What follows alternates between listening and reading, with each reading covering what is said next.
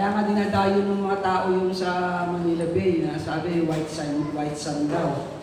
Kasi nga ang ganda tingnan, tagal na ang itim-itim ng paligid, ang dumi-dumi. Tapos bigla nila makikita ang linis-linis at puti ng buhangin. So nakatutuwa mga kapatid. At tandaan nyo kailanman, hindi masama mag-appreciate sa maganda. Amen po ba? Amen. Nagkataon lang, talaga maraming magaganda ngayon sa church. Amen. Kahapon, nagugupit si brother. Panagdaan ng magaganda eh. Tingin siya ng tingin eh. Sabi ko, brother, ito din nangyari. Pero ayos na, maganda pa rin. Amen po ba? Yan ang gusto ko sa inyo, hindi ka sinungaling. Salamat sa Diyos. Ang sabi ng Mateo 11, verse 19, ano maganda na yung mga nagiging bunga ng mga buhay nyo. Si brother yan nga eh, ang ganda ng kanyang business. Sila brother CJ din, ang ganda ng mga pagpapalain kayo ng Diyos at patuloy kayo pagpapalain sa kayo po yung maging tapat at magmahal lang po sa Kanya. Dahil siya naman ang pinagagalingan ng anumang pagpapala sa mga buhay natin. At salamat din sa mga bagong mga kapatiran na nagkakaroon din ng gagandang mga kabuhayan.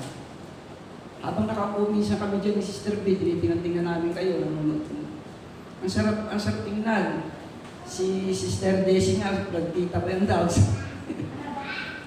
Plantita. Ang lang, puro halaman.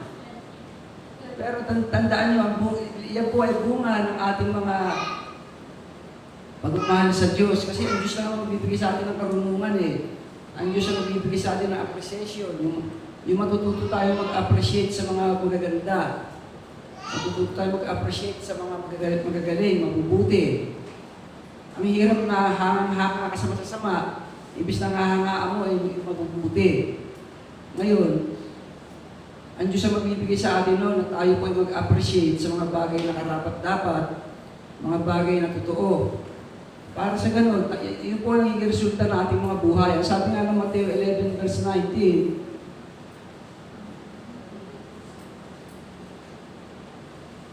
sa bandang baba, kayo naman ang karunungan ng Diyos, o sa English na lang, wisdom is proved right by her action.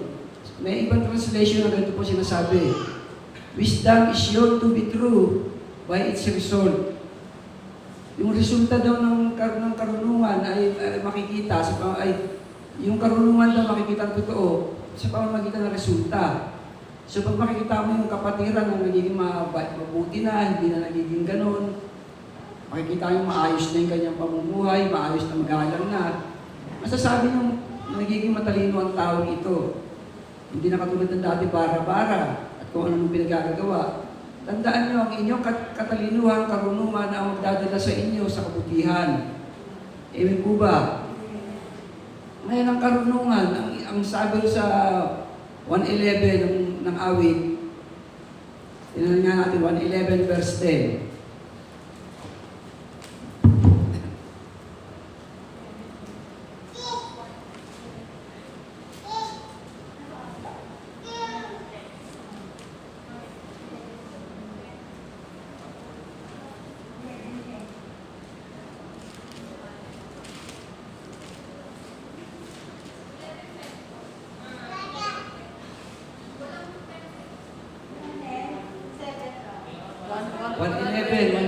Verse 10.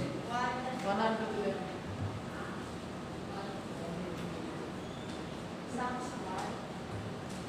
Awit 111, verse 10. Ha? 111, verse 10. Tingnan nyo. Kay Yahweh, matakot yung tao yun. Ang tao may nais na siya'y tumulong, yun daw yung mga tao may takot sa Diyos. On the fear of the Lord is the beginning of wisdom. Kaya dapat, tama yan, kaya tayo nagiging mabuti, kaya gusto natin yung mga maayos. Kasi nga, may takot tayo sa Diyos. Fear of the Lord, hindi yung takot tayo, baka tayo parusahan, yung terror kasi hindi. Takot tayo kasi alam natin napakabuti niya sa mga buhay ninyo, sa bawat isa sa inyo. Napakabuti ng Diyos sa inyo. Amen po ba? May ibang-iba pangyayari noon bago ng pandemic at sa mga panahon ngayon. Paganda ng paganda, paayos ng paayos ang mga buhay natin. Amen po ba? Amen. Kasi nga, yan po ay dahil sa inyo paggalang sa Diyos. So yung pagkatakot na yun, wala pong iba kundi isang mataas na paggalang sa Diyos. Kaya nga sabi kanina, ang karunungan daw, makikita mong totoo sa pamamagitan daw ng resulta. Yung pinagagawa natin, yung nagiging sumatutan. Ano nangyari? Mabuti ba? Maganda ba? Maayos ba? Kung maganda, maayos, yun ay karunungan. At kaya mo nagawa yun, kaya ang pangyari sa buhay mo kasi ikaw ay may paggalang sa Diyos, may pagmamahal ka, may takot ka. Yun ang nagagawa po ng wisdom sa buhay natin.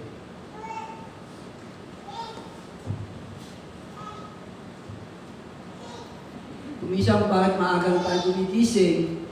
Kasi ayaw natin mapapagalitan tayo, ayaw natin na ang mga magulang pa natin na mag-iintindi, magsasaing, magluluto, kung ano gagawin. So, fear of the Lord, kung ikaw matalino, may isip kawawa naman yung magulang ko. So, gumigising ka na maaga, tutulungan mo siya, nang sa gano'n, mapagaan din ang buhay niya. At yun po ay kalooban ng gusto ng Diyos sa bawat isa sa atin. Amen po ba? Kasi isa yun sa may gusto nyo i-bless ang buhay nyo. Sabi ng Biblia, sa commandment, ang paggalang o paggalang sa magulang, ito raw ay nagdadagdag sa atin ng buhay, mahabang buhay. At nagbibigay pa ng maayos na pamumuhay. So kung gusto ninyo, kasi kung minsan iniisip natin, paano pa tayo magtatagumpay? Magtrabaho, magganto, diskarte, hindi. Mahalin mo lang magulang mo, igalang mo, irespeto mo, bigyan mo siya ng mataas na paggalang din at pag-aalim mo ang buhay niya at makikita mo. Ayon sa pangako ng Diyos, gagawin ito sa iyo. Tingnan natin po yung aklat ng Efeso.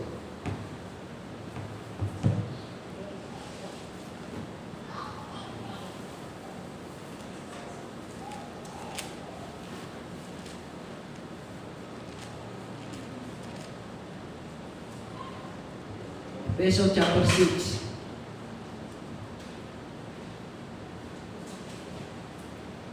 Tingnan nyo, siya niya, matulungin sa nanay niya. Tingnan mo, nabe-bless na ang buhay niya. Itatagumpay yung kanyang negosyo.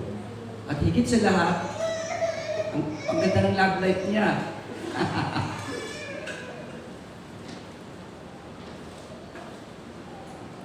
Ano sabi? Chapter 6. Aral sa mga magulang at mga anak. So, hindi lang mga anak, pati magulang. Tingnan nyo, ang Diyos fair siya eh. Ang Diyos makatarungan, hindi lang kinakampihan ng anak, ay tayo mga anak, hindi pati mga magulang. Ang sabi niya, mga anak, so unang-unang mga anak, sundin ninyo ang inyong mga magulang. So, wag na wag ninyong ano yung hindi sumusunod, anong tawag doon? Ha? Pasaway. Wag na wag ninyong sasawayin. Sasaway tuloy. Wag na wag kayong pasaway sa mga magulang nyo. Siguro kaya tayo napupunta sa aralin na to dahil lumalamang na naman ang mga kabataan sa atin. Pero tingnan nyo, ito po'y karunungan, ito po'y wisdom. Kung gusto nyo magkaroon ng magandang resulta ang buhay nyo, ayon sa nabasa natin kanina, sundin nyo, ito po'y salita ng Diyos, hindi ko ito ginawa o inimbento. Nasusulat ko sa Efesos chapter 6, verse 1. Mga anak, sundin ninyo ang inyong magulang. Alang-alang daw sa Panginoon, sapagkat ito ang nararapat. Verse 2. Verse 2. Tingnan nyo, verse 2. Igalang mo ang iyong ama at ina. Alam mo yung paggalang, hindi lang yung binabati mo siya ng good morning, nanay. Magandang umaga, nanay. Hindi. Ang paggalang, yung pagbibigay mo ng mataas na pagpapahalaga sa kanya. Ang paggalang, yung pagbibigay ng honor ng mataas na pagpapahalaga. Importante siya. Bago ka kumain ng masarap, checkin mo muna kung masarap din ang kakainin niya. Bago mo intindihin yung health mo, kalusugan mo, intindihin mo rin yung kalusugan niya. Yun ang paggalang. Tingnan mo kung maayos siya, hindi siya malulungkot, hindi siya naiinitan, nalalamigan, o kung ano, checkin mo ang kalagayan niya. Paggalang po yun. Igalang mo yung ama at ina. Tingnan nyo, mayroong kalakip na blessing. Hindi mo kailangan maging tapos ng college, hindi mo maging kailangan matalino ka kung ano pang meron ka, kung kayamanan. Ito din ibigay ng Diyos sa iyo. Ito ang unang utos na may kalakip na pangako. Yung 10 Commandment, ito rin yung unang commandment na may kasamang reward o premyo. Kapag ginawa mo ito, napakatalino ng Diyos eh. Sa Kanya galing ang wisdom. Binibigyan niya tayo at binabahagi na niya tayo ng wisdom na ito. Napakatalino niya.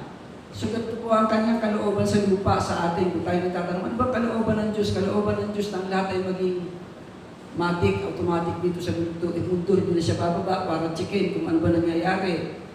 Sumunod lang tayo rito, alam niya magiging maayos ang lahat dahil ikaw magiging magulang din, kayo mga kabataan. Magiging mga magulang din kayo at pag kayo naman naging magulang, ganyan din ang ituro niyo sa mga anak niyo. At yung mga anak niyo, ganyan din ang ituro nila sa mga magsusunod ng henerasyon o lahi. Magiging maayos ang lahat. Tingnan niyo, lahat nagpapala. Ang lahat ay magiging maganda ang buhay. Ano sabi? Ano yung premyo, yung kalakip na pangako, yung gantimpala? Ito yung unang-una, alam mo 10 utos ng Diyos, ito sa 10 Commandments, 10 yun. Pero yung isang utos na nilagyan ng premyo, ito, unang-una yun, nilagyan ng premyo, para matiyak ng Diyos na maging maayos ang buhay ng tao, at yung mga susunod sa utos na yun. Ito yung premyo. Pag ginawa mo lang, ay ginalang mo, magulang mo, ikaw ay giginhawa. So ano sa palagay niyo ang ginawa pag siya ay maginhawa ang buhay niyan? Maunlad, maayos, walang problema, maginhawa, magaan. At mangyayari sa inyo mga kabataan. Ang hirap kung isa tuliro tayo, lalo na pagkakaya nito na walang eskwelahan na mapasukan dahil nga sa marami nagsara. Palakasan pa ang mundo, kailangan may kilala kang ganito para makapasok ka sa trabaho. Kailangan may kamag-anak ka pang ganito, mayaman kung ano para mahugot ka rin at mapayaman ka. Pero ayan po mga kapatid, tutukan niyo yan. Igalang mo ang iyong magulang, mahalin mo. At ano sabi ng Diyos? Ikaw ay giginhawa, bibigyan ka niya ng kaginhawaan sa buhay. At hindi lang yan, lalawig pa, haba pa ang iyong buhay. Ang hirap yung maginhawa ka ng 10 years lang tapos patay ka na. Kasi galit sa iyo ang Diyos. Kasi napastangan ka sa magulang. Ang hirap ng ganon. Alam niyo, ang sarap ng gumiginhawa ang buhay at nai-enjoy mo. Inaabot ka lang matagal sa mundo nito at nai-enjoy mo yung blessing na binibigay ng Diyos. At yun ay kakamtan ninyo, mga kabataan, lalo na kayo kakamtan ninyo ito. Ito po yung resulta kapag kayo po ay maging matalino. Itindihin niyo magkaroon kayo ng pagmamahal sa Diyos. Kung kayo ng pagmamahal sa Diyos, susundin niyo ang utos niyang ito. Giginhawa ang buhay niyo at hahaba pa, lalawig. Ibig sabihin magkakaroon kayo mahabang buhay, hindi kayo maaga mamamatay. Naalala ko yung nangyari sa anak ni Venetia nung araw. 19 lang niya tayo, no? 80, ilang taon lang may babae. Nangyari yun sa isang napakayaman na subdivision sa Makati. Talaga namang napakayaman nun, yung babae, may driver, may sasakyan.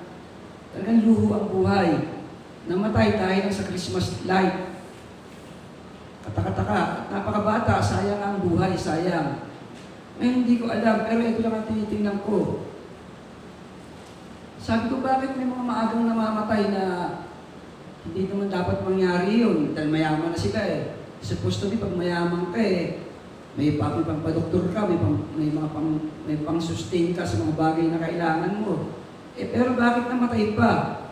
So yan, diyan ka nalang titingin. Balikan natin verse 1 and 2, balikan natin.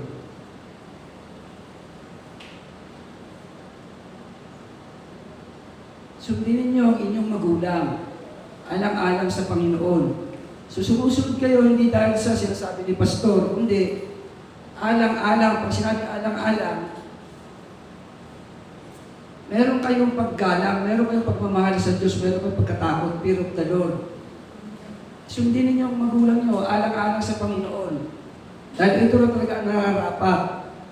Sa mundong ito, yun po ang patakaran at hindi mo pwede itong baliin. Pwede mo itong baliin, pero hindi maganda mangyayari sa buhay mo. Kapag iiwanan ka, kapag sasaraduhan ka, hindi magiging maganda mangyayari sa buhay mo.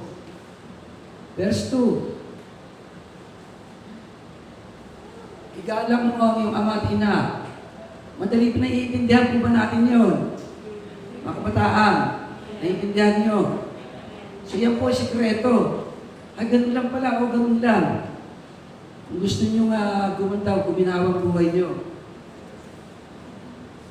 Isa sa mga kabataan na artistang na nabasa ko o nababalitaan ko ang buhay, na naging maganda, naging maayos, si Sarah Geronimo. Ganda na nangyari sa kanya, natigil na yung mga istasyon-istasyon sige pa rin ang dating ng kanyang mga project. Ngayon, isa sa nabasa ko sa buhay niya, yan palang bata niya, masunod niya sa magulang, sa nanay niya. Ang totoo niya, sabi ko nga, unfair na yan, tandaan na niya, dapat hindi na ginaganyan. Napapahiya na yung bata. Kaya lang, mapagmahal, masunod siya sa magulang. Kaya naman, tingnan nyo naman ang ginhawa ng buhay niya. Pati love life, binigyan din siya ng Diyos, mabait na mapapangasawa yata yun. O napangasawa na. Sino ba mahilig sa showbiz? Ano bang balita rin? So, halimbawa lang yun. So, mula ngayon, umpisahan nyo na yun, mga kabataan, po ba? Umpisahan nyo nang gumalang sa inyong magulang. Umpisahan nyo gumalang, papahalagahan nyo. Hindi pwedeng gigising yung mga magulang nyo, lungkot, may problema, nabibigatan. Samantalang may magagawa naman kayo. Kung may magagawa kayo, gawin nyo para sa alang-alang sa Panginoon. Amen po ba? At makikita nyo, mag-iibang takbo ng buhay nyo. Giginhawa kayo. So yan po ay wisdom. Yan po ay karunungan. Ito po ay end result ito ng inyong gagawin. Hindi agad ito mangyayari kapag hindi ninyo ginawa yung sinasabi niyang mahalin nyo yung mga magulang nyo. Tingnan mo rito, may mapipinpoint natin yung mga batang mapagmahal sa mga magulang. Saan tayo? Verse 3. That it may go well with you. Magiging maayos ito sa iyo. Magiging maayos ito sa buhay nyo. That it may go well with you and that you may enjoy long life on the earth. Alam niyo, ang sarap nun. Mahaba ang buhay nyo at pinagpapala. Ang blessed na blessed ang buhay nyo. And then, magbabaliktad kayo, may isip nyo, ba't ba ganito ang sarap ng buhay ko? May isip nyo na lang, siguro dahil naging mabuti ako sa magulang ko. At ang Diyos ang nagpangyari. Ang Diyos po nagbibigay niya ng kaginhawahan. Hindi ko nabibigay ng mundo. Ang mundo, puro panandalian lamang. Bibigyan ka ng mundo, panandalian lamang. Ang Diyos, forever yan, bibigyan ka niya habang nabubuhay ka. Okay, next verse. So, ito naman tayo sa mga magulang naman. Tingnan po ninyo ang Diyos, napaka-makatarungan, fair na fair siya. Mga magulang naman, huwag naman ninyong ibuyo sa paghihimagsik laban sa inyong anak. Dahil sa malabis ninyong kahigpitan. Ibig sabihin, bagay, wala naman din. Ibig sabihin, huwag kayo masyadong mahigpit sa mga anak nyo. Ilan dito mga magulang, taas ang kamay, mga nanay, tatay. Okay. Ako, aaminin ko, may konti akong pagkakamali niya nung araw. Kasi naman first time ako magkakaroon ng anak na mapupunta Maynila, mag-aaral Maynila. Isang dahilan kung ba't ako namasada noon, para may hatid ko siya, mababantay-bantayan ko pa rin. Pero, naisip ko ngayon, nasisigil yung anak ko na parang nahihigpitan na masyado. Sabi, huwag ninyong ibuyo sa paghihimagsik. Mababait sila, huwag natin silang ibuyo na magkaroon ng galit, magkaroon ng rebelde na inis na O saan ka pupunta? Huwag kang paalis, huwag kang ano, kung ano ng mga ginagawa natin. Luwagan lang natin ang ayon sa kalooban ng Diyos. Bigyan lang natin silang laya. Sa halip, tingnan nyo, ito bang sa halip, palakihin sila sa tuntunin at aral ng Panginoon.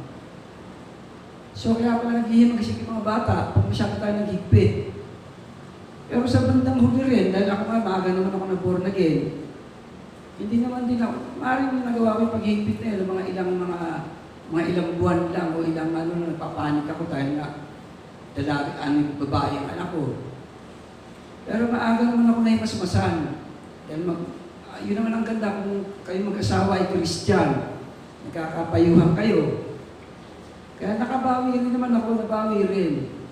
Naintindihan ko rin na huwag maging mahigpit naman masyado na bibili lang sa kanto eh, papagalitan mo pa, sisitahin mo pa yung susuot. Bigyan mo ng laya, tapos yung mga kaibigan niya, kung sino yun, sige, maging masaya ka rin. Huwag mong sabihin na, pipiliin, wag. Pero siyempre, checkin mo rin, baka mga adik na kaibigan o baka hindi mga karapat-dapat, talaga namang dapat ka rin makialam bilang magulang. Pero kung yun ay ayon lang sa iyong akala, ay hindi maganda. Kaya ang pinaka-the best, palakihin sila sa tuntunin at aral ng Panginoon para hindi ka na namumroblema. Ipakilala sila sa Diyos na siyang ginagawa ninyo mga kabataan, mapalad ng mga magulang ninyo. Kayo'y patuloy na lumalapit sa Diyos. So ito po yung wisdom.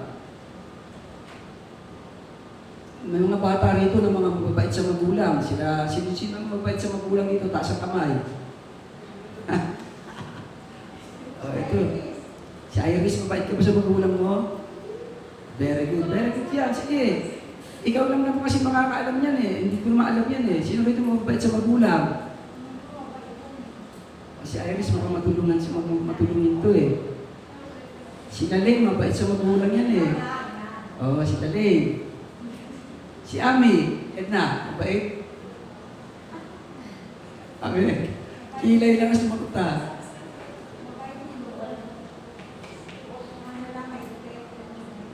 Kasi gaganda lang giginawang buhay nyo. Sino pa mga anak dito? Si Chow, mabait sa magulang to eh. Pero lalo na mabait dito, magulang niya, tingnan nyo. Pinababayaan natin, binibigyan laya, sa kusina. Buti na lang, ano na. Pero itong gumanda ang buhay. Maging mabait, yan na po sikreto. Ako, medyo nahuli-huli rin ako, pero nung simula, hindi ko rin iintindihan nanay ko. Paano kasi, kinsa kinalakihan niya. Pero, kumbaga hindi ako masyadong ano rito, kumbaga sa grade, hindi masyadong mataas ang naging grade ko sa bagay na yan. Pero nung bandang huli, nakahabol pa rin ako. Alam ng nanay ko kung gaano ko siya kamahal. Hindi ko nahabal, paano naman ako umiyak, magagalit ng misis ko. So yan po ay wisdom, mga kapatid. Sino mga anak dito? Sino mga anak? Taas ang kamay. Ito si sister ano. So alam niyo na sikreto ha. Ang resulta niya makikita maaaring sa isang taon o maaaring 3 years, 4 years. Merong isang ina kahapon na pinaghanda. Pagpapalain ng mga anak noon. Praise God. Asan si sister Ida? Oh, very good. Ang bait ng mga anak mo ha. Lalo mo si Brother Owen. Swerte ka sa manugang. Ibe-bless kayo ng Diyos. Ibe-bless kayo na ibabait kayo sa nanay niyo. Ako nakahabol pa eh. Nung araw, pag kami mamimili ni Sister Pidya sa SM Center, talagang pinipilit ko siya na doon kami pumunta sa section naman ng mga diaper kasi nanay ko nagda-diaper na eh. Talagang yun ang uunahin ko kasi hindi siya nakakalimutan namin eh. Nakapamili na kami tapos na yung diaper na iwan. So pagpasok namin doon ko ang dinadala. Kukuha kami ng diaper na pang matanda. At talaga alam na nanay ko yun. Isa sabi na nanay ko, anak, baka daw nahihirapan ako dahil baka nagagastusan ako. Sabi ko, hindi. Ang Diyos ang magpo-provide. Patuloy akong bibigyan ng Diyos basta bibigyan kita. At nangyayari na, totoo nga, parang wala lang, parang pag kayo po ay giver, parang bali wala lang, parang lang patak ng ulan. Bibigay ka ng tubig, papatakan ka ng ulan, bibigyan ko ulit ng tubig ng Diyos. Ganun lang po, mahalin niyo mga magulang niyo, amen po ba? Amen. Tingnan niyo, lalawig at gaganda mga buhay niyo. Kung paano, Diyos na po ang bahala dahil siya nagsabi, siya nangako, siya ang magsasakatuparan nito. Hindi yung si brother yan, no? Ganda na ng buhay. Totoo ba sinasabi mo?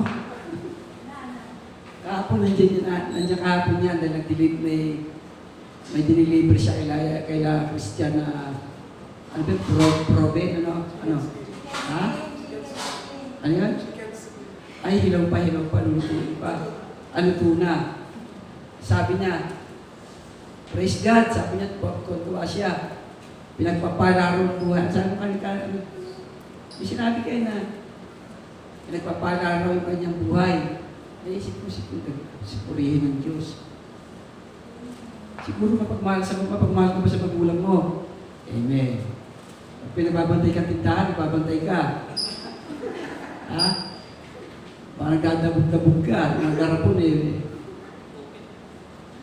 Baka ang benta, 70. Pag bukas ang nanay mo sa drawer, 7 pesos na lang. Eh, mapagmahal ka nga nun. Pinagagaan mo pagbibilang niya. Praise the Lord. Ngayon may mga bagay po na parang gauge. Alam niyo kung kayo may sasakyan, para maintindihan po yung ma-overheat na, ang sasakyan meron siyang gauge. Ano ba sa Tagalog yung gauge? Ano sa Tagalog yan? O sabihin natin ano, batayan ba o ano? Ha? Ano? O supatan. Ang gauge, kunyari ka ma-overheat o kaya mawala ka na ng gas, ang sasakyan may gauge siya. Bababa yung sa fuel niya at malalaman mo, mawawala na pala ako ng gas. Magkakarga ka ngayon. Ngayon, ito po, ang Diyos napakabuti sa atin. Tandaan lang po namin ito, binibigay ang tip at dito tayo iikot. Pakibuksan po ang pakibuksan ng Philippians, chapter 4.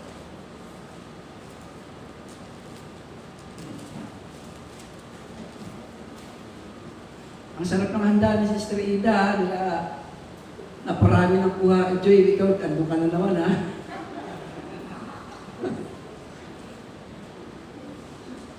Anong dala ni Joy? Planggana? Ano din nila? Dalawang pinggan lang. Dalawang pinggan nga, sinlaki naman ng planggana. Baka akala ni Sister Ida, maglalaba ka eh. Makikibirthday ka pala eh. Pero ang sarap kayo na breakfast ko pa yung pansit. Thank you, Sister Ida, sa birthday ka. Kailan ka yung birthday? Okay, ito pa, gauge to. Sabihin natin suma total ito. Tandaan niyo, para kanina sinabi ko sa inyo, no? isa lang ito, napakarami pang pangako ng Diyos para gumanda ang buhay niyo. Kasi gusto natin eh, sino ba ayaw na guminawa ang buhay? Sino sa inyo gusto guminawa ang buhay?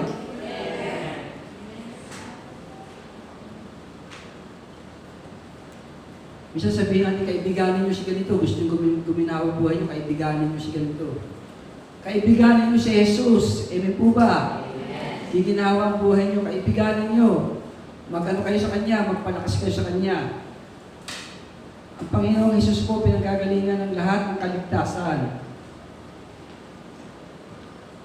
Pwede hipuin ng Diyos ang sino man para magkaroon ng pabor sa iyo, magkaroon ng gaan ng loob sa iyo. Kahit sipang tao ito. Pag hinipo ng Diyos, gagaan ng loob sa iyo, tutulungan ka, kakaibiganin ka, mag-aalala sa iyo, magmamalasakit sa iyo, at makikita mo na lang kung anong ganda ng buhay niya, nadadala ka rin, gumaganda rin ang buhay niya, gumiginhawa. Pero higit sa lahat, kailangan mayroon kang pagkakilala, pagkaintindi sa Diyos. Simulan natin sa verse 4. Hanggang verse ano to, hanggang verse 9.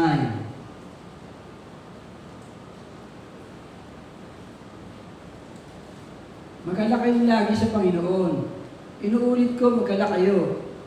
Huwag yung parang nalulungkot kayo, parang napipilitan lang. Tandaan nyo kapag mayroong gawain o kung saan ang Diyos ay makakasama mo, maririnig mo, kung saan ang Diyos ay makakaniig mo, makaka-fellowship mo, matuwa ka na, ma-excite ka.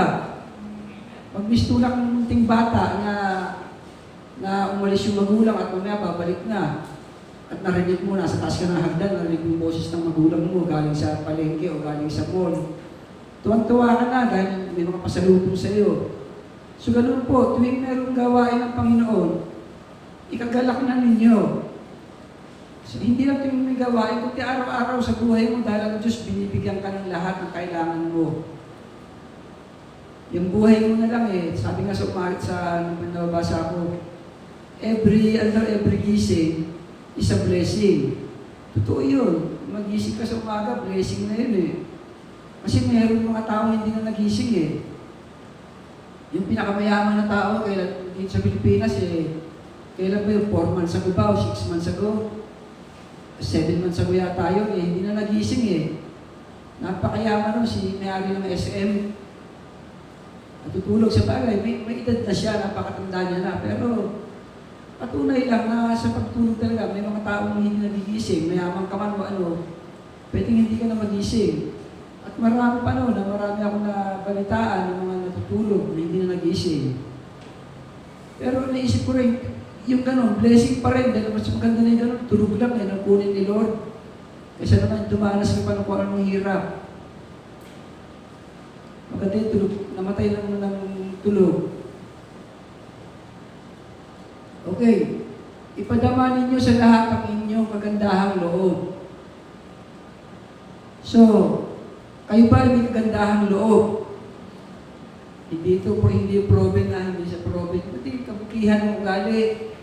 Yung iyong, ang sarap ng mga taong mga may mga kagandahang kalooban. Ang sarap kausap, ang sarap kasama, ang sarap kasama sa bahay. Dahil pag mabuti ang kanyang kalooban, mabuti rin ang lumalabas sa kanya. Mabuti ang mga nangyayari, sinasabi niya. Matalino siya, maalalayan. Basta ang sayang kasama ang mga taong ganyan. At yan ang inuutos ng Diyos, ipadamaro natin sa lahat yung ating kagandahang loob. Amen po ba? Bakit? Kasi malapit na rin dumating ang Panginoon. At totoo yun sa mga nangyayari nga ngayon, talagang malapit na dumating Meron na naman digmaan na nangyayari. Yung bansa na kung saan galing yung anak ko, nag-ano siya ron, nag-principal sa mga kinder, sa mga bata maliliit. Ngayon, nagigera. Sabi nga, naisip ko nga, ganda-ganda ng lugar no, napakaganda, nasaya. Kwento niya nga sa akin, sasaya ng mga tao rito. Paano? Mayaman na bansa. Walang problema, mura ang pagkain, mura ang lahat. Ngayon, underwar sila. Azerbaijan versus Armenia. Nagkakanyunan na sila, ang dami na namamatay, 30,000 na. Magkabilang panig ang namamatay, lahat-lahat. At ang kinatatakutan, baka lumaking gera. Kasi Armenia, kinakampihan ng Russia. Yung Azerbaijan, kinakampihan ng Turkey. So pag nagkampihan yan, baka lumaki yan. So, pero yung mga kapatid, ano lang yan, yung mga sinyales. O pakita na ang Diyos malapit nang dumating. So ngayon na ninyo ipadama ang inyong kagandahang loob.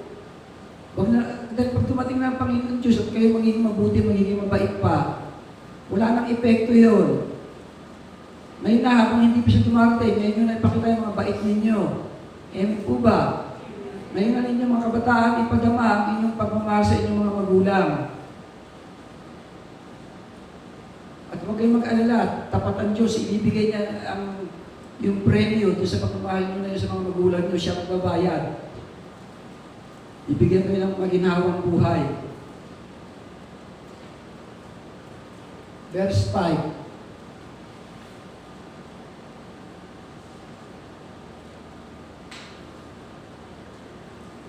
Ipadama ninyo, verse 6. Huwag kayong mabalisa. So ito, makinig na naman kayo. Huwag kayong mabalisa, anong problema. Tungkol sa anumang bagay.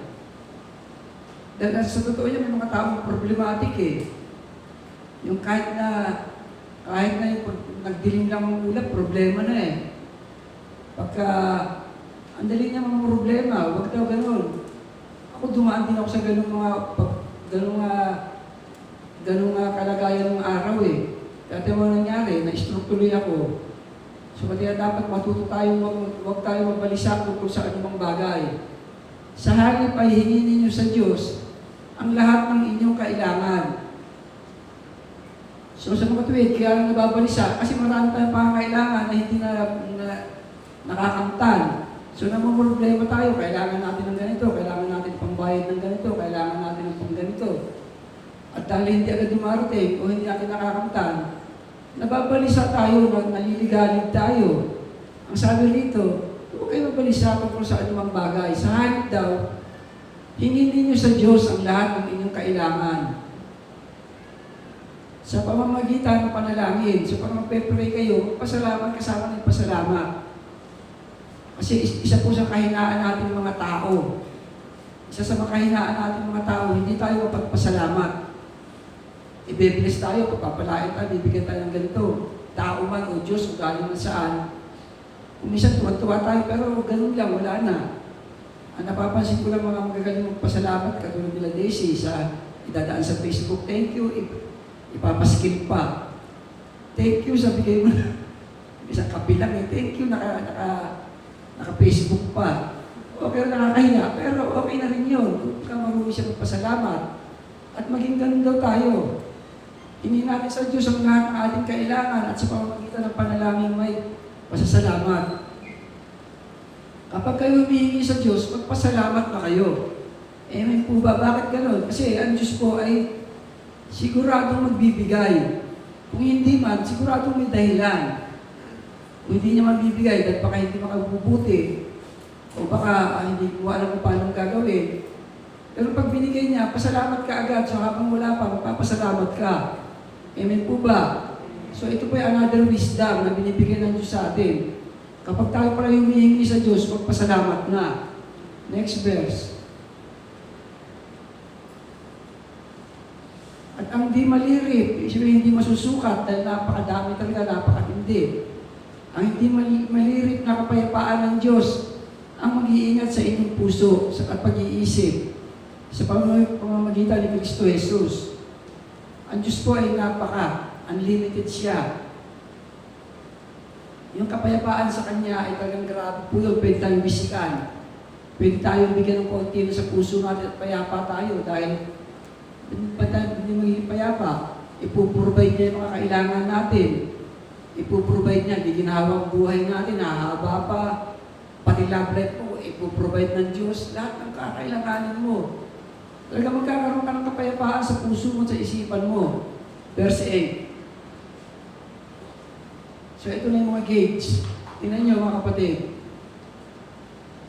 Sa wakas, so sa lahat ng ito, dapat maging laman ng inyong isip. Sige nga, ulitin natin, dapat maging, sabihin, dapat maging laman ng ating isip. 1, 2, 3. Dapat maging laman ng ating isip. Ang mga bagay na karapat dapat, kapuri-puri, mga bagay na totoo, marangal, maglig. So yun po ay parang gauge, sukatan. Anong bagay na gagawin mo? At ito po ay karunungan, wisdom. Isasama mo agad ang question na ito. Karapat dapat ba ito? Ano ba gagawin mo? Kasi may mga bagay na hindi karapat dapat. Pero sinisigi ka pa rin dahil gusto mo. O kaya dahil ugaliin mo na yun. Pero kung hindi karapat dapat, wag. Yun ang sabi, dapat maging laman ng isip doon natin yung bagay na karapat dapat. Meron ka ng girlfriend, okay naman kayo. Biglang may nagparamdam sa'yo, may nag-blink-blink sa'yo na another na babae. So, ano ba karapat dapat? Pakatulad mo yun o hindi? Ano sagot doon? Di ba dapat hindi? Kasi hindi karapat dapat yun. Kasi may girlfriend ka na. O kaya may asawa ka na. Mag-i-stick ka na ron. Tandaan nyo, ang pinili nyo, choice ninyo yun. At hintayin nyo rin sumatotal kung ano mangyayari sa pinili nyo. pinakadalis pa rin kung baka Diyos yung napili nyo, tiyak mabuti ang mangyayari. Anong karapat dapat? Kapuri-puri. Ano ba ibig sabihin pag sinabi kapuri-puri?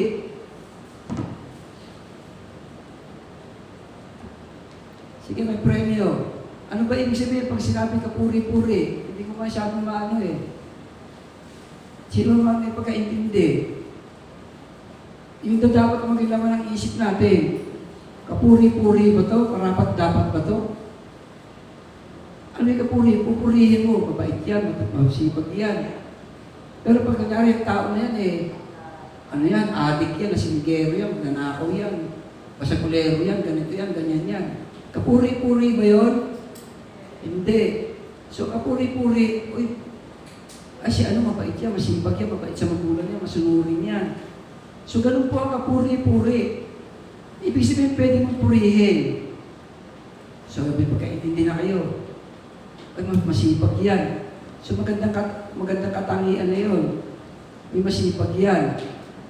Sino? Si sister o si brother, masipag yan. Talagang kapuri-puri. Pero kung hindi, kung alauna ng tanghali tulog pa, sino yung piniligawan mo? Tulog pa eh. Kapuri-puri ba yun? Ay hindi, sabihin ako, huwag kang taro, tulog pa yun. So alam natin, yung kapuri, tandaan yan, dapat maging laman ng isip natin, yung mga kapuri-puri, karapat-dapat. Mga bagay na totoo. Ano ba pag sinabing bagay na totoo, totoo? Pag hindi totoo, wag.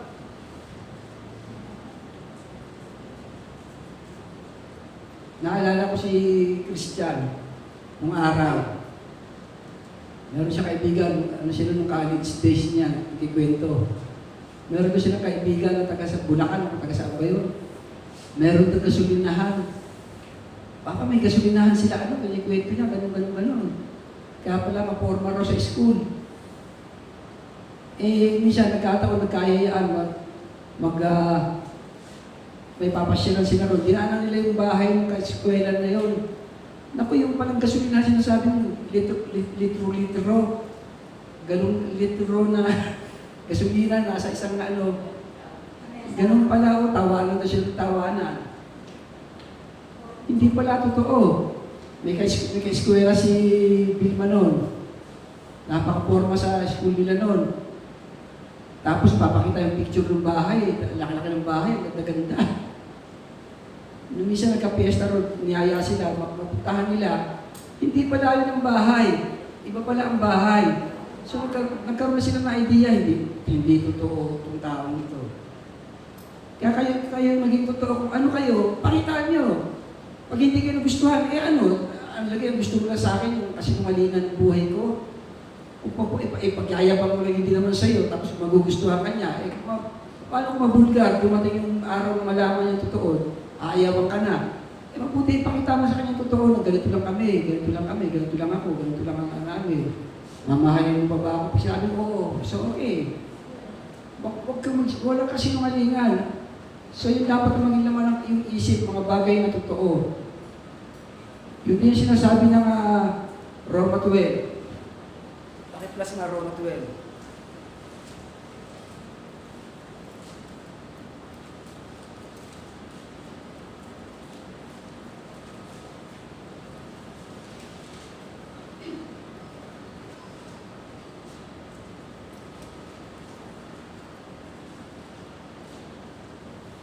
Verse 3.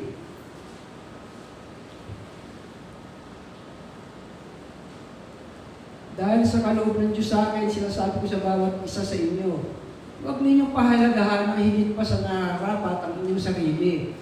Sa halip, pakalimiin ninyo o itindihin ninyo kung ano ba talaga ang tunay ninyong katatayuan ayon sa sukat ng pananampalatayang pinagkaloob ng Diyos sa bawat isa sa inyo.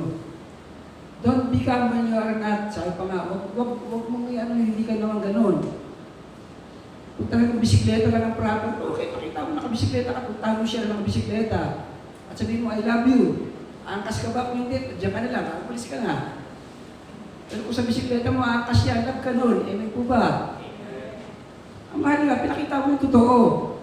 Walang pandaraya. At pag minahal ka na sa loob ng, sa kabila ng katotohanan na yun, ibig sabihin, mahal ka talaga niya. So, tip ko lang sa inyo yung mga kabataan, lalo na kayo mga kalalakihan. Pakita niyo yung totoo sa sinumang inyong napupusuan. Huwag kayong magtakip, pakita niyo yung totoo. Pakita niyo kayong pagmahal sa magulang. Ipakita niyo na ang natatanging kayamanan niyo ay kayo yung pagmahal sa Diyos. Meron kayong banal na pagkatakot sa Diyos. Kung hindi niya man nauunawa, pasensya siya dahil ang Diyos magpapalain ka. Kung inakala niya ikaw ay ganyan ngayon, hindi niya nakikita bukas ang nangyayari sa buhay mo ay maganda. Giginawa ang buhay mo. Amen po ba? Pero kailangan ipakita mo yung totoo. Ipakita mo kung sino ka, kung ano ka. Para kung minahal ka nun, ibig sabihin, yun talaga ang minahal sa'yo. Hindi yung minahal ka dahil dinala mo yung Jaguar ng kapitbahay mo, dinala mo yung Ferrari ng... Minahal ka dahil dinala mo yung bisikleta mo na talaga. Yun po ang katotohanan. Yun yung sinasabi rito. Sinasabi ko bawat isa sa inyo, huwag mong pahalagahan na higit pa sa nararapat ang inyong sa kilit. Balik tayo sa Philippians 4. Huwag kayo magagalit, tinuturuan ko kayo. Pinag-uusapan natin yung wisdom. Maski ako ganun ako nung kami college days ko. Sinabi ko sa misis ko, pero isa lang sinabi ko, strict ang parents ko. Kasi nagagalit na siya, bakit di ko siya dinadala sa bahay namin. Yung bahay namin mukhang isang ihip na ng hangin, babagsak na Nahihiya ako. Ang bahay lang, ganda-ganda Laki-laki, ang ganda-ganda sa division, sa village, sa sukat. Ang bahay namin, bago makapasok sa looban, may mga kanal-kanal pa, may iskot pa ron at dumudumi. Nakakahiya. Pero kailangan maipakita ko sa kanya, doon ko lang masasabing mahal kaya ako nito. Kung puro ikikwento ko lang, may tatay ko ganito, kuya ko ganito. Hindi naman totoo. Basta strict lang ang parents mo. Ayun ang totoo, strict ang parents ko. Kaya ayaw ko dalhin. Oo. Minsan dinala ko, sinisibid niya pa agad ang humarap sa kanya. Ang takot ko. Kinakalabit siya, may hinihingi. Pinipera. Ay, alam niyo si Missy. Nasa langit na ngayon niya, pag sino mauna sa atin, naghihintay na yun doon. Pero at least, naipadama ko sa kanya, naipakita ko sa kanya, totoong ako. At sa loob ng ilang buwan, minahal niya pa rin ako, ay talagang inlove na inlove sa akin to. Bagay, obvious, kitang-kita naman no? Hanggang ngayon Mawala lang ako sa paningin yan Hanggang yung giro na yung boses niya, yeah! Sabi ko, kapitan mo na ako ng GPS para hindi ka na namang problema. Ano yung GPS, di ba? Kinakabit sa kotse para pag nakarnap yung kotse o sasakyan, na-recover. Kapitan mo ako noon. Para hindi mo na. Makakasunod pa. Ayaw. Anong tayo? O tandaan nyo, bagay wala namang ganito rito. Lahat naman dito, hindi ginahawang buhay, po ba? At lahat naman po tayo. Sa bagay, sa itsura natin ito, sino pa ba naman magkukubli-kubli, kitang-kita na natin ang isa't isa rito. Alam na natin ang mga buhay-buhay rito. Pero naniniwala ako, higinhawa ang buhay natin dahil yung po pangako ng Diyos. Pero kailangan magmahal kayo sa magulang. Ngayon, hindi lamang po magulang nyo, maging mga elders, yung mga matatanda sa ating kapaligiran, yung mga matatanda sa simbahan, mahalin ninyo. Kung kayo ay mga extra mga bagay pa dyan, ano paborito ni Sister Betty, tanong nyo. Bigyan nyo, pasayahin nyo, tingnan nyo, mabibilis ang buhay nyo. Pinasaya nyo si Sister Ida, mabibilis ang buhay nyo. Napakabait na si Papa, kaswerte na manugang nito, Sister Ida. Ano pa? Mga bagay na totoo, marangal, matuwid, malinis. So ayan, siguro naman, madali-dali na yan. Yung mga nauna lang kanina, medyo mahirap ipaliwanag Pero yung mga matuwid, malinis, kaibig-ibig at kagalang-galang. So pagkagalang-galang, yun, alam natin, babae kagalang-galang. Yung hindi palaaway, hindi chismosa, hindi chismoso. So ikagalang din ganun mga babae. At yun daw dapat maging laman ng isip natin. Ibig sabihin, kung ikaw naman niligaw, ay may mapupusuan ka, mga ganun babae ang lagay mo sa isip mo.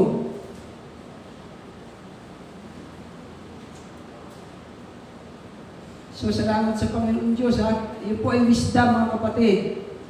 Napansin ko kasi kanina, isang marami ng kabataan at mabuti. Ito po yung magandang resulta na kayo ay lumalapit sa Panginoon. At sa mga katulad ninyo dapat magsimula. Dapat sa inyo masimula ng masalitang ito. May sa pamuhay ninyo. At ang sikreto, hindi kailangan na hanapin ninyo sa mga university. Hindi kinakailangan na kayo ay maging talented. Ang kailangan lamang mga kapatid kayo ay makinig, mag-intindi sa salita ng Diyos. At isa puso at isa pamuhay ninyo ito. At hindi ang Diyos magsisinungaling at ang Diyos ay hindi babali sa kanyang pangako. Ang pangako niya siya, ibigay niya tutuparin. Ibigyan kayo ng maginhawang buhay at mahabang buhay. Amen po ba? Alam mo, napakaganda nun. Yung ngayon pa lang giginhawa na sa mga edad nyo na yan. Halimbawa, pag edad nyo ng mga 24, may nababasa ako sa Facebook, shout out daw sa mga 22 na nakabili na ng sariling timba. 22 nakabili na ng sariling timba. Kaso yung iba nga nakabili na ng mga sariling rep. Tuwan-tuwa yung mga nanay nila, nakabili ng mga sariling television. Shoutout sa mga nakabili ng sariling tsinelas. Hindi na hiningi sa magulang yung tsinelas nila. So, kaya ng Diyos ibigay pa yung mga matitindi sa mga buhay nyo. Kaya mas maganda sa edad nyo na yan, nagsisimula kayo. Huwag maging kung ano na laman ang isip nyo. At tandaan ninyo, kaya kayo lumalapit sa simbahan, kaya kayo nakikinig ng salita ng Diyos. Hindi para magka-boyfriend, hindi para magka-girlfriend. Kundi para makilala ng lubos ng Diyos dahil ang Diyos ang magtuturo sa inyo ng kaparaanan kung paano maging matagumpay sa mundong ito.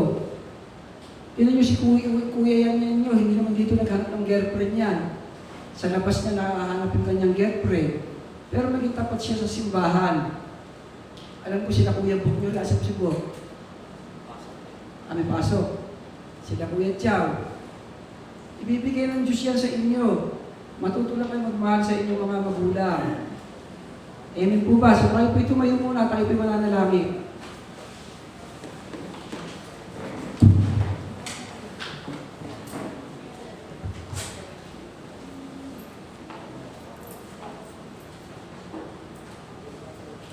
Hallelujah! Thank you, Lord. So yun po ang wisdom, mga kapatid, ng karunungan. Kasi ang hirap hanapin nga yan eh. Napakahirap hanapin ng wisdom, pero natatagpuan lang yan sa Diyos. Ngayong umagang ito, no? So hindi po nawala ng saysay, hindi nawala ng, it's not in vain na kayo po ay lumapit sa simbahan ng Diyos o sa piling sa presensya ng Panginoon. Sa umagang ito, kung ano inyong napakinggan, ito po ay may kapangyarihan at katotohanan na kung inyo po pananampalatayaan, ito nga po yung mangyayari sa buhay nyo. Sabi nga, ang salita ng Diyos, katulad ito na isang buto, bilhig, na natatanim sa puso at out of your heart, ito ay nag-grow. At makikita nyo na lang, maybe next year or next month, magpamanifest na ito, makikita natin sa mga buhay nyo. May maganda at paganda na mangyayari sa mga buhay ninyo. At yung kayo po ay nagtitipon, yung kayo ay nagpe-fellowship mga kabataan, intindihin niyo ang salita na binibitawan ng inyong leader. Ganon din mga kananayan. Ganon din po kayo na dumadalo ng araw ng linggo. Intindihin niyo ang salita ng Diyos dahil ito po magbibigay sa inyo ng liwanag, kaligtasan, at kaginhawahan ayon sa kanyang sinabi. At tayo mga magulang, mga magulang na nanay tatay, so huwag tayo maging masyadong mga mahihigpit sa ating mga anak. So ganun din yun, may blessing din yun. Tingnan nyo yung mga anak na minahal ninyo, hindi naman ninyo tinulak sa pagre-rebelde. Pag yung mga nagsipag tagumpay, mamahalin kayo niya mga yan. Yun yung si Sister Lalaine sa kanyang mga magulang. Asa pa si Lalaine? Mabait niya sa kanyang magulang Kaya tingin si Brother Rodil, healthy. Nakakatuwa pa yan, ang bilis natutong mag-drive. Umupo lang sa upuan ng terano nag-drive na Tingnan mo ang kabutihan ng Diyos. Ibibilis ang mga buhay ng ating mga kapatid. Huwag kayo panghihinaan ng loob.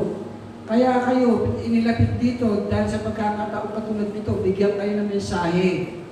Bigyan kayo ng salita ng Diyos na magbibigay sa inyo ng liwanag at direksyon kung paano ang gagawin sa buhay. Taas po natin ating mga kamay bilang pagsuko sa ating Diyos at bilang pagtanggap sa Kanya. Sabay ipikit po natin ating mga matang iyuko, ang ating mga ulo, at tayo ipapasok sa presensya ng ating Diyos. Aming Diyos na makapangyarihan sa lahat, Ama, Ikaw po ay Diyos na nakakakita at nakakatalos, na maalam ng mga buhay at mga puso namin, Panginoon. Patawarin po ninyo kami, Ama, kung mayroong pagkakataon sa aming mga buhay na kami po, O Lord, ay naging masuwain o masaway sa aming mga magulang. Lord, salamat po na kami po inyong kinatagpo at kami po, O Diyos, ay pinaringgan ninyo ng inyong salita. At sa oras po ito, Panginoon, ito po ay aming panghahawakan. Sapagkat mula sa oras na ito, Ikaw ang aming isasaalang-alang. Mamahalin namin at igagalang, Panginoon, ang mga nakakatanda sa amin, ang aming mga magulang, aming mga lola-lolo, kung sino mga nakakatanda sa amin, maging sa aming mga pananampalataya, Panginoon, you will give them the highest respect, Panginoon, that they deserve. Maraming pong salamat, O Diyos, na mabuti kang Diyos, na sa amin ay nagmamahal. Salamat po sa iyong pangako at alam ko po ito'y matutupad at matutupad sa mga anak mo na sa iyo ay sumusunod. Bibigyan mo sila ng maginhawang mga buhay, Panginoon. Wala sa kanila ang magdaraho. Wala sa kanila, Panginoon, ang iiyak-iyak at pupunta sa sino man at hihingi ng tulong. Sapagkat ikaw mismo ang panggagalingan ng kanilang tulong. Sapagkat sila mismo ay makakatulong, Panginoon, sa kanilang mga mahal sa buhay. Sapagkat ang buhay nila, Panginoon, pagpapalain mo giginhawa. Sila, Panginoon, na sa oras po ito ay nagnenegosyo, anumang pong online selling ito, O Diyos, pagpalain po ninyo, O Lord, patuloy niyo pong bigyan ng karunungan, Panginoon, siya na nagpapangyari nito. Nang sa ganun, Panginoon, ay lalo pang magtagumpay ang kanyang negosyo. Pagpalain po, O Diyos, ang mga nag-aaral, Panginoon, na makapagtapos, maayos nila kanilang pinag-aralan. At maisa pamuhay nila ito balang araw, Panginoon. Lord, pagpalain niyo po ang mga magulang na naririto, Panginoon, na magkaroon ng pagkaintindi na ang kanilang mga anak, Panginoon, ay palakihin nila na hindi ayon sa kanilang kalooban, kundi ayon sa iyong panuntunan, O Diyos. Palakihin namin sila na ikaw ang kikilalanin. Maraming po salamat sa araw pong ito, O Diyos. Patuloy mong pagpalain, samahan, lalo-lalo na mga kabataan ito, Panginoon, na sinasabing pag-asa ng bayan, Panginoon, na siyang kalakasan, kasiglahan, Panginoon, ng iyong simbahan, Panginoon. Samahan mo sila, O Diyos, ilayo mo sila sa tukso ng sanlibutan. Ilayo mo sila, Panginoon, sa mga tao magdudulot lamang, Panginoon, ng kalikuan at kasamaan sa kanilang mga buhay. Dagdagan mo, O Diyos, ang kanilang mga karunungan, dagdagan mo, Panginoon, ang kanilang kabutihan, sa ganun, Panginoon, sila po ay kalugdan ng sino man sa mundo ito. Maraming salamat po, Ama. Sa ngalan po ng Panginoong Jesus at ng banal na Espiritu at lahat ay nagsabi ng Amen.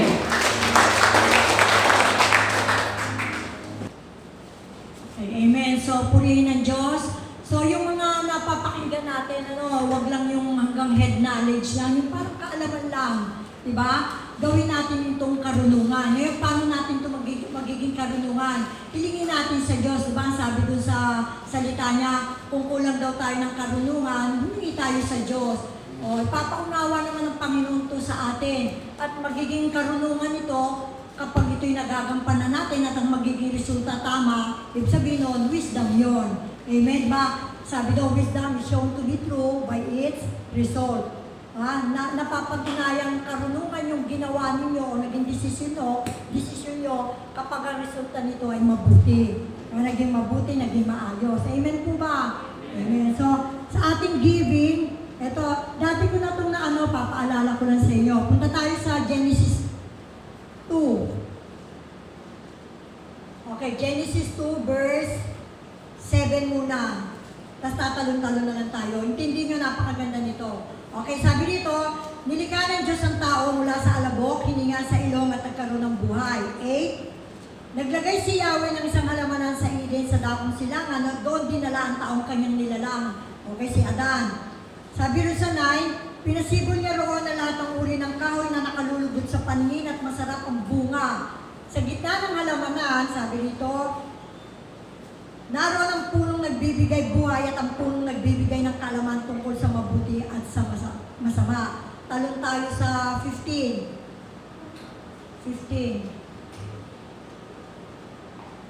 Okay, 15. Iniligay ni Yahweh ang tao sa halamanan ng Eden upang ito'y pangalagaan at pagyamanin. Tignan nyo, very specific yung trabaho ni Adan dito at saka ni Eva. Ano daw yun? Pangalagaan at pagyamanin ang halamanan doon. So dapat mga tao, ganito pa rin ang ginagawa sa atin sa panahon ngayon. Pinagyayaman at inaalagaan, kaya lang naaabuso nga. Sana to naaalala ng mga tao. Okay, 16. Sinabi niya sa tao, makakain mo ang alimang bungang kahoy sa halamanan. So merong utos dito. Maliban sa bunga ng punong kahoy na nagbibigay ng kaalaman tungkol sa mabuti at masama. Sabi dito, wag na wag mong kakanin ng bungang iyon, mamamatay ka kapag kumain ka yon. So dito mapapansin natin na bago nilikha ng Diyos ang tao, nilagay niya na lahat ng pangangailangan ni Adan at Eva. Narito naman sa Genesis 2, mababasa nyo. So ganun kabuti ang Diyos.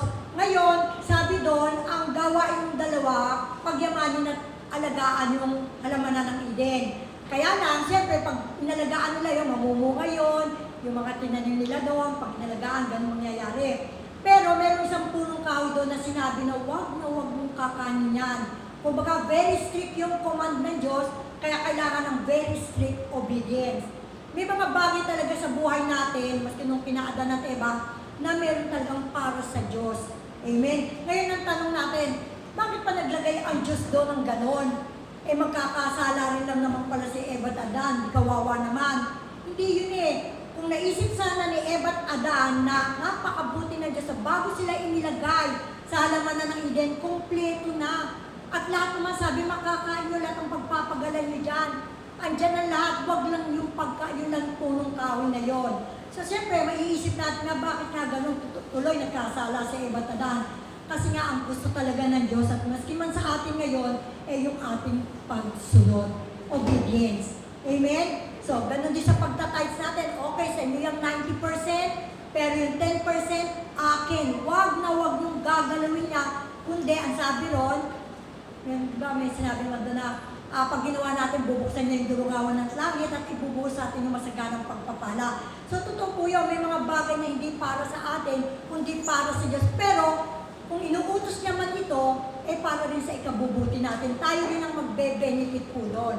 Amen? Okay. Sabi sa Genesis 3 naman, verse 1, tignan nyo napakaganda ng na to, na nasabi ko na to sa inyo noon ulitin ko lang. Okay, 1. Sabi, okay. Ang ahas ang pinakatuso sa lahat ng hayop na nilikha ni Yahweh. Totoo yung mandaraya, manlilila, pumapatay, nang wawasak ang demonyo. So dapat alam niyo yun at lagi yung iisipin yung kasamaan na ginagawa ng kaaway sa buhay ng tao. Okay, minsan, tinanong nito ang babae, totoo bang sinabi ng Diyos na huwag kang kakain ng anumang bungang kahoy sa laman? Tignan mo ang kaano ng kaaway. Hindi pinaalala kay Eva at Adan o kay Eva, si Eva nakausap dito, yung kabutihan ng Diyos. Ganyan ang kaaway, hindi niya paaalala sa atin yung kabutihan ng Diyos sa buhay natin. Ang gagawin niya, yung utos ng Diyos, ang bibigyan niya ng focus. At tapos iti-twist niya yan. Yung parang bibigyan ka niya ng alinlangan o pagdududa. So ayun totoo ba sinabi ng Diyos na huwag kang kakain ng anumang bungang kahoy sa halamanan? Yun agad ang tanong niya. Hindi niya pinaalala kay Eva, yung kabutihan ng Diyos sa kanila. Okay, ang sagot niya dito, 2. Tumugon ang babae. Hindi naman, yan, talaga medyo maligi si Eva dito. Ipinakakain sa amin ng anumang bunga sa halamanan. Huwag lamang daw yung bunga ng puno na nasa gitna niyon. Pag kami raw ay kumain ng bunga nito o hipo man lamang sa puno yun, mamamatay kami. So ako sa akin ang observation, ang napuna ko dito, hindi very, yung faith ba ni Eva, hindi ganun katatag. Hindi niya agad sinabi, oo, hindi, kaya hindi namin gagalawin yan. Ang sabi niya, hindi naman, sabi, pinapakain sa amin ng anumang bungang kain sa lamang, maliban lang daw yan. Pero kung sinagot niya agad din na hindi, talagang hindi namin gagalawin yan. Dahil utos ng Diyos yan eh. Nakukuha niyo, kasi ang kaaway talagang lililangin kayo niyan, dadayain kayo niyan, pagdududahin kayo niyan. At ang tutumbok niyan, ang ipopok niyan yung utos ng Diyos. Hindi niyan ipaalala sa atin yung kabutihan ng Diyos. So dito, nagkasala talaga si Eva at Adan. Amen? Dahil sumuway sila. At sabi nga doon sa bandang uli, pinaalis sila sa halamanan ng Eden na dapat ang ganda ng buhay nila doon. Amen? Na-out na sila doon, pinalaya sila doon. Okay? So ang gusto ko lang iparating sa atin, ganun kabuti ang Diyos. No? Tayo nagtatrabaho at sa kabutihan ng Diyos, nire-reward naman yung mga trabaho niyo sa pamamagitan nga ng pinasusweldo tayo. Pero lahat niyan, employer mo, yung gaya na lagi ko sinasabi, yung binabayad ng employer sa iyo, yung kalakasan mo, yung talino mo, okay? Yung katalinuhan mo sa pagtatrabaho, lahat yan galing sa Diyos. Amen? So isa lang ang nais ng Diyos na talagang andun yung pagsunod natin sa kanyang utos. At yun ang kinalulugod ng Diyos kapag tayo ay nakakasunod. Amen? Amen po ba? Okay. Ito nga sabi, sa ating ngayon, yes, we work, we labor, nagtatrabaho, nagninegosyo, natural, may makukuha tayo o may kikitain tayo. At yun ang reward ng Diyos sa ating pagtatrabaho tulad ng kay Adan at Eva. But tandaan natin, sa Diyos pa rin galing ang kinita natin, even yung employer mo, yung pera na binigay ng employer mo, may pinanggalingan. At ito ay galing sa Diyos. Even yung mga kapital natin mula sa ating mga negosyo. Even yung labor, okay? Galing din sa Diyos yan. Yung abilidad natin, yung lakas natin, sa Diyos pa rin galing yan. Ang nagbigay nito sa atin ay Diyos. We are only, sabi nga doon ay, katiwala, steward. Sa kabuuan natin, o yung katawan ay Diyos pa rin ang may gawa nito. Siya pa rin ang may-ari. Amen po. Amen. Okay. O sabi, we are only katiwala, like yung kay Adan at Eva. Ang prutas na ibinungan ng punong kahoy, yung punong kahoy at pati na labor o lakas nila, Adan at Eva, ay property pa rin ng Diyos. Totoo yun. Ang pagtatrabaho nila at ni Eva at Adan o yung labor nila ay nagbunga natural. Okay? Dahil nagbunga nito, magbe-benefit din sila doon sa mga bagay na kanilang pinalagaan. Pero may bagay lang na yun nga inutos ng Diyos na huwag gagalawin. Kasi para sa Kanya yon. At ang reason ng Diyos doon, gusto niyang makita yung obedience. So sa atin man ngayon, gusto rin ng Diyos makita yung ating pagsunod. At aalalahanin din natin yung kabutihan ng Diyos sa buhay natin na talaga andun yung provision, hindi tayo pinabayaan o hindi tayo iniwan ng Diyos, araw-araw provided yung pangangailangan natin. Amen po ba? Kasi ang kaaway, ganyan yan eh. Talagang dadayaan ka niya, bibigyan ka niya ng pagdududa, bibigyan ka niya ng pag-aaninlangan, huwag ka lang makasunod. Kasi nga, pag nakasunod tayo, alam natin naman na sunod-sunod na rin yung blessing na ibibigay sa atin ng Diyos. Amen po. So, tandaan niyo yung sa kay Eva at Adan ha, pagsunod ang gusto ng Diyos sa atin. Amen. So, Mike, pwede pakiano na to. So, huwag makakalimot ha, karunungan na yung mga kaalaman na napapakinggan natin, i-turn natin to sa karunungan, humingi kay sa Diyos ng karunungan. Panginoong Jesus, sa makapangyarihan sa lahat, purihin ka, Panginoon, ang magpasalamatan sa lahat. Panginoon, salamat po sa katagumpayan ng iyong gawain. Salamat po sa mga mensahe na aming napakinggan. Dalangin po namin, Lord, na bilang anak, bilang magulang, Panginoon, ang mga praktikal na katuruan mo na nanggaling sa Biblia, Panginoon, ay maisabuhay po namin. Makita, Panginoon, sa aming pang-araw-araw na buhay, Panginoon. Salamat, Panginoon, sa karunungan na nagmumula sa iyo, Panginoon, na hindi namin matututunan sa sanlibutan dito, kundi sa iyo lang, Panginoon, na manggagaling, Lord. Panginoon, sa pagkakataon, Panginoon, na hindi kami nakakasunod sa mga aral mo at sa iyong mga katuruan, patawarin niyo po ang bawat isa, Panginoon. Salamat po, patuloy pagpalain ng bawat isa. sa mga umaten, ganun din sa aming pamilya, sa lahat ng aspeto ng aming buhay, Lord. Tulungan kami, Panginoon, sa aming mga desisyon, sa aming buhay, Panginoon. Mamuhay kami, Lord, na may kabanalan na nakasusunod sa iyong kalooban, Lord. Salamat po, Panginoon. Ganun din po, Lord, sa mga nagbigay sa aming tithes and offering. Salamat, Lord. Balik ito, Lord, sa aming mga kabuhayan ng siksik, diglig at umaapaw. Panginoon, sa aming pansamantalang paghiwalay, ligtas kami nakarating sa iyong templo, Lord. Ligtas rin kami makakauwi sa aming mga tahanan, dala-dala, Panginoon, ang katagumpayan, ang mga blessing, Panginoon, na nanggaling sa iyo. Salamat po, Lord, sa iyo lahat ng papuri at pagsamba. Isang Amen. Amen.